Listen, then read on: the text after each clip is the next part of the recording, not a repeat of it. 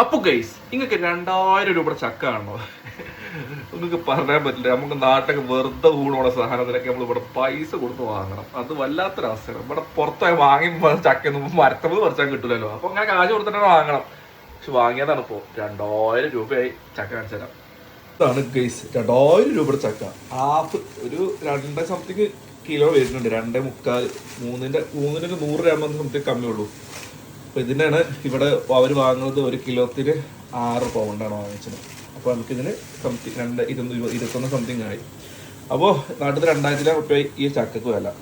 ലൈഫിന് ചക്ക കൂട്ടാണ് എന്ന് പറഞ്ഞാൽ ഇഷ്ടമാണെന്ന് പറഞ്ഞാൽ ഇഷ്ടമല്ല, ബ്രാൻഡാണ്. അപ്പൊ അതിനുവേണ്ടി മേടിച്ചത്. അപ്പൊ ഫുൾ ചക്ക ആയിരുന്നു. ഞാൻ പച്ച ഇതിന് മേടിച്ചണം പകുതി. പകുതി മുറിക്കാൻ പറയുകയും ചെയ്തു. നോക്കുമ്പോ ഇപ്പൊ പഴുത്തത്. അപ്പൊ പിന്നെ പച്ച ചക്ക നമുക്ക് അവിടെ വേണ്ടെന്ന് പറയാൻ പറ്റില്ലല്ലോ. അപ്പോൾ മേടിച്ചു വന്നു. നിന്റെ കുട്ടിക്ക് കൊടുത്തൊക്കെ അവർ ഇതുവരെ കണ്ടിട്ട് ഇത് എന്താണെന്ന് അറിയും, ഇതുവരെ കഴിച്ചിട്ടില്ല അവർക്ക്. അപ്പോൾ കൊടുത്തു പോകട്ടെ, അവരുടെ എക്സ്പ്രഷൻ എന്താ നോക്കട്ടെ. കൊച്ചിവിടെ ഷൂസുകളൊക്കെ ക്ലീൻ ചെയ്തോണ്ടിരിക്കണം. സുണു, ഇതെന്താ സാധനം? ഇതിന്റെ നെയിം അറിയില്ല? ഏയ് സ്കൂളിൽ പഠിച്ചിട്ടില്ല ഇതിന്റെ നെയിം? ജാക്ക് ഫ്രൂട്ട് എന്ന് പറയുന്ന സാധനം കേട്ടില്ലേ? അന്റെ സ്കൂളിൽ ജാക്ക് ഫ്രൂട്ട് പഠിപ്പിച്ചിട്ടില്ല? ഇത് ടേസ്റ്റ് ചെയ്ത് നോക്കണേ. ഞാൻ ഇതൊരു പീസ് എടുത്ത് തരാം, എന്നിട്ട് നമുക്ക് അത് കഴിച്ചോ കേട്ടോ. ജാക്ക് ഫ്രൂട്ട് കഴിച്ചു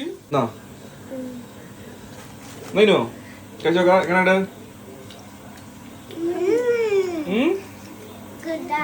ഇഷ്ടപ്പെട്ടോ?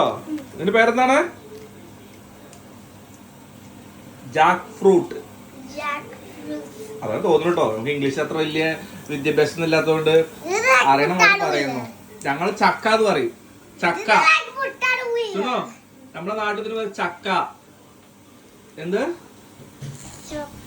ചക്ക? അത്രേ ഉള്ളൂ. ചക്ക എന്ന് പഠിച്ചാൽ മതി. ഈ പതുക്കെ സ്കൂളിൽ നിന്ന് ജാക്ക് ഫ്രൂട്ടൊക്കെ പഠിച്ചാൽ കേട്ടോ. ഓക്കെ, ഇഷ്ടപ്പെട്ടില്ലേ? ഗുഡ്.